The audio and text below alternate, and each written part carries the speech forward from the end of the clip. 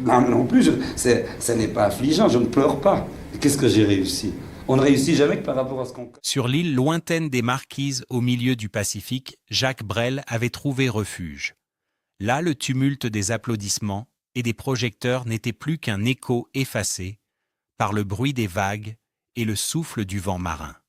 L'homme qui avait incendié les scènes de l'Olympia et de l'Europe entière, l'homme qui chantait avec ses tripes et son âme, choisissait le silence et l'horizon infini. Mais même loin du monde, son cœur restait habité par des voix, par des présences qu'il n'avait jamais cessé d'admirer. Car derrière chaque mot qu'il écrivait, derrière chaque cri, lancé au public, résonnaient les influences et les ombres d'autres artistes qu'il portait en lui. Jacques Brel n'était pas qu'un auteur-compositeur fulgurant, il était aussi un témoin, un héritier, un admirateur profond de ceux qui, avant lui ou à ses côtés, avaient ouvert la voie. Dans ses conversations privées comme dans ses confidences publiques, il évoquait souvent ces figures tutélaires. Il y avait chez lui une humilité rare, celle de reconnaître que son feu intérieur avait été nourri par les flammes des autres. Ces artistes, il ne les admirait pas à demi-mot. Leur art l'émerveillait, leur audace l'impressionnait, leur sincérité l'obligeait à toujours se dépasser. Certains étaient des compagnons de route, d'autres des légendes qu'il avait contemplées de loin. Tous avaient en commun d'avoir marqué son âme, et à travers elle, la chanson française tout entière. Aujourd'hui, en retraçant ce fil secret, nous allons découvrir 6 noms, 6 artistes que Jacques Brel tenait en haute estime, 6 visages qui l'ont façonné autant qu'il a fasciné les autres. Certains choix paraîtront évidents, d'autres plus inattendus. Mais chacun raconte une part de vérité sur Brel, sur ses combats, sur ses contradictions et sur la tendresse infinie qui se cachait derrière ses colères. Et le dernier nom, celui-là vous ne l'auriez jamais deviné. Quand Jacques Brel évoquait Georges Brassens, il le faisait toujours avec une admiration profonde. À première vue, tous les opposaient. Brassens était l'homme discret, assis avec sa guitare voix basse et ironie tendre, tandis que Brel enflammait les scènes corps tendus, gestes immenses, voix déchirées. Pourtant, entre eux, il n'y avait ni rivalité ni jalousie, mais une reconnaissance mutuelle. Brel voyait en Brassens un modèle d'intégrité. Il admirait son refus absolu de céder aux modes, son attachement à la poésie pure, à cette simplicité qui touchait sans artifice. Brassens est un seigneur, disait Brel, et cette phrase résumait tout. Derrière la moustache et la pipe se cachait une noblesse de cœur et d'esprit que Brel respectait infiniment. Leur relation était faite de contrastes. Brel brûlait sur scène comme un incendie, Brassens murmurait comme un ami au coin du feu. Mais cette différence, loin d'éloigner Brel, l'inspirait. Pour lui, Brassens prouvait qu'il existait 1000 façons d'être authentique. L'un criait sa vérité, l'autre la glissait dans un sourire malicieux. Dans les deux cas, c'était la sincérité qui triomphait. Brel admirait aussi la cohérence de Brassens, une guitare, quelques mots choisis, et le monde entier restait suspendu. Dans un univers où le spectacle pouvait parfois se perdre en artifice, Brassens incarnait une fidélité rare. Cette constance impressionnait Brel, lui, qui au contraire se consumait dans l'instabilité et l'excès.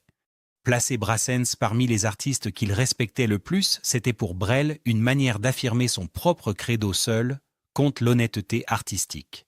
Peu importe le style ou la forme, l'important est de rester vrai. Et en cela, Brassens demeurait pour lui un phare, une conscience tranquille. Ainsi, derrière l'image volcanique de Jacques Brel, il y avait toujours ce regard tourné vers Georges Brassens, compagnon de route et figure de fidélité. 2 visages différents, mais un même amour inconditionnel pour la chanson et la vérité des mots. Pour Jacques Brel, Édith Piaf représentait l'incandescence à l'état pur. Lorsqu'il parlait d'elle, c'était toujours avec une sorte de respect mêlé de fascination. Piaf, la môme, avait cette capacité unique de chanter avec tout son être. Elle ne se contentait pas d'interpréter un texte, elle vivait chaque mot comme si sa vie en dépendait.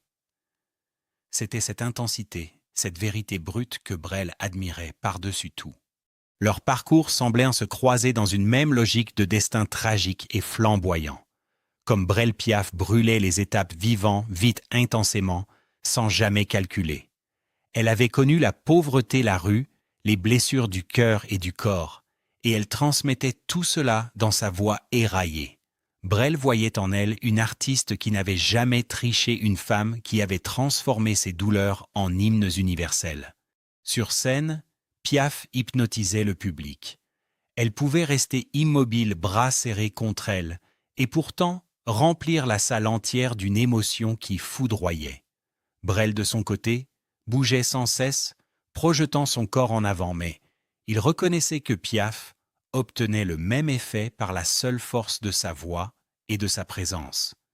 Cette économie de gestes, cette puissance nue, l'impressionnait profondément. Il admirait également sa générosité envers les jeunes artistes.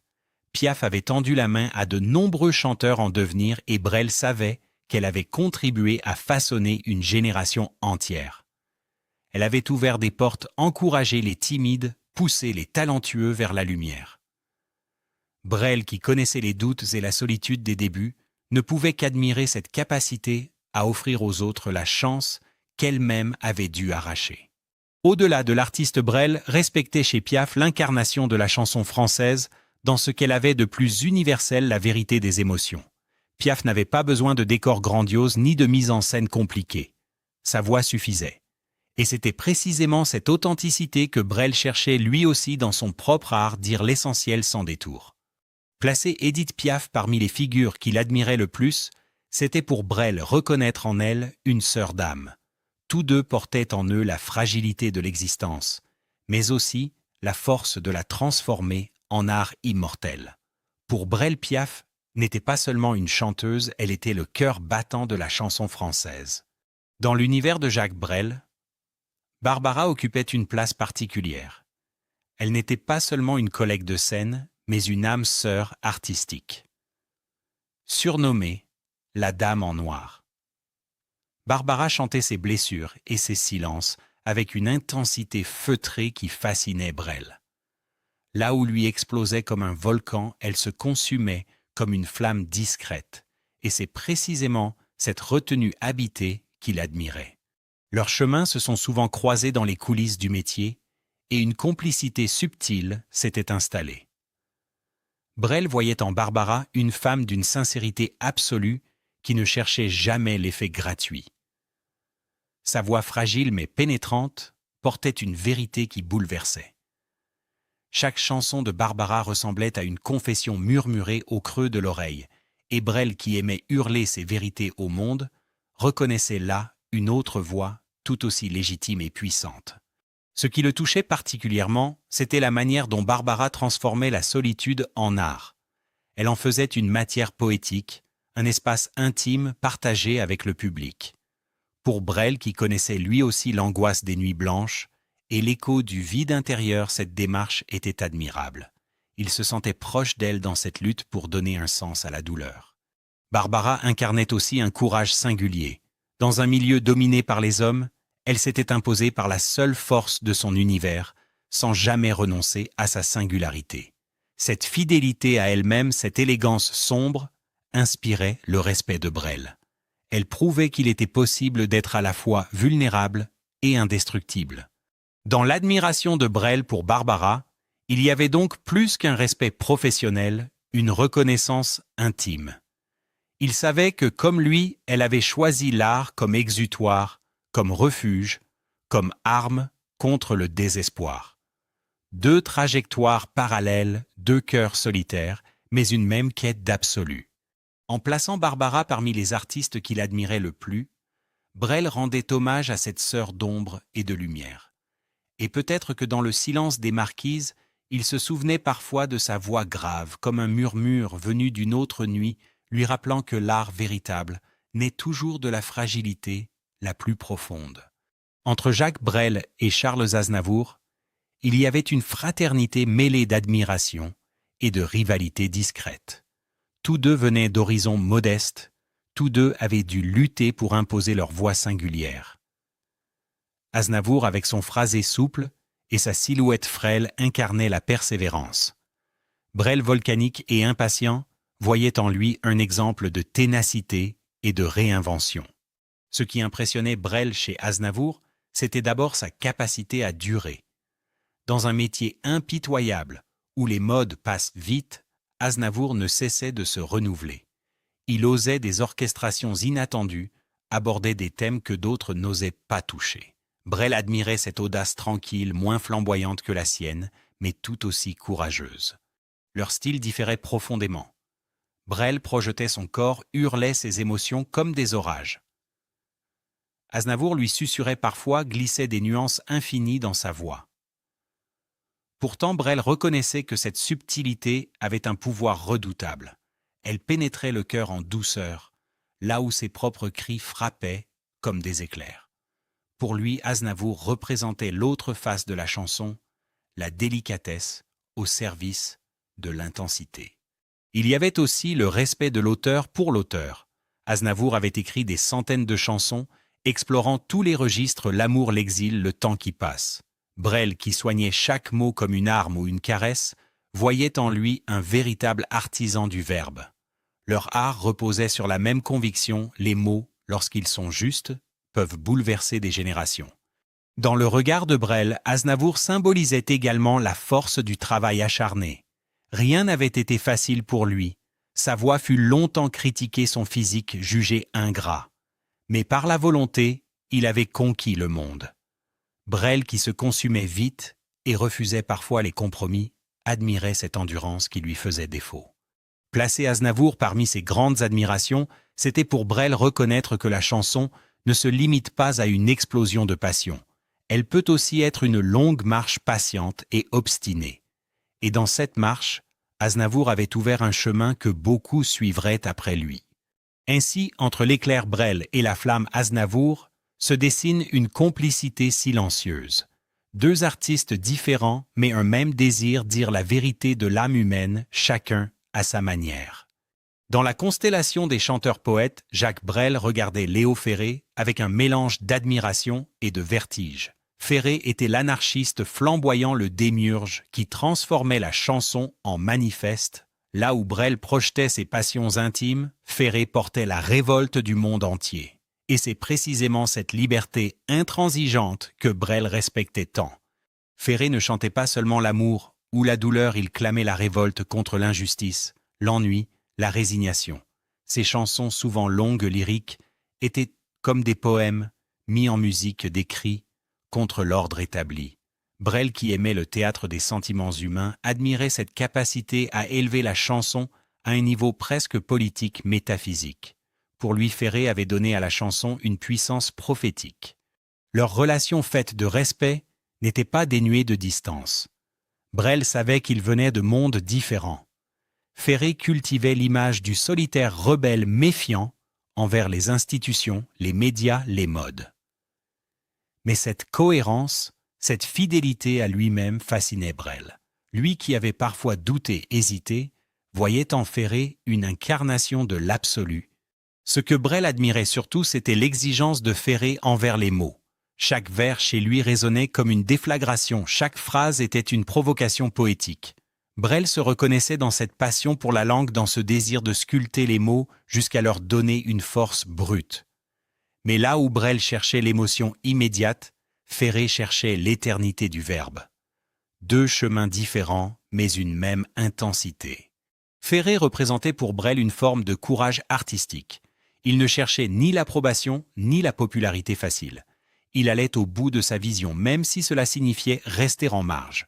Brel, conscient de ses propres compromis avec le public et les tournées, admirait cette radicalité. Ferré, c'était la chanson sans concession, la poésie à l'état pur.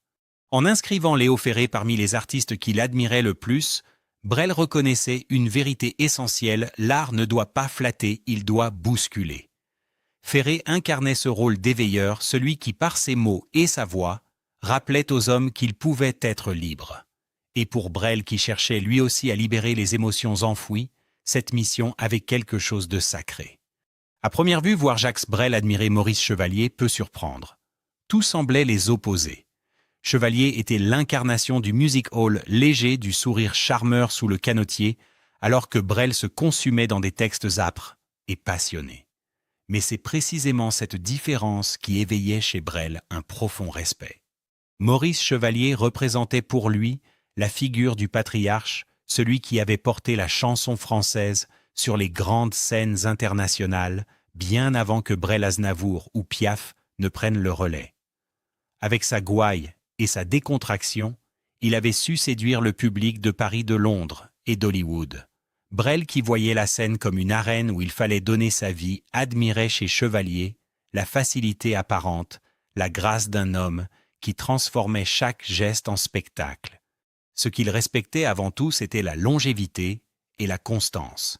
Chevalier avait traversé plusieurs décennies sans perdre son éclat, s'adaptant aux époques tout en gardant sa signature. Pour Brel, qui savait qu'il n'irait pas au bout d'une longue carrière scénique, cette endurance avait quelque chose d'admirable, presque d'envieux.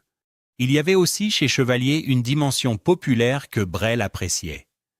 Ses chansons simples, en apparence, touchaient toutes les générations. Il n'avait pas besoin de lyrisme excessif pour rassembler son sourire, et sa voix suffisait.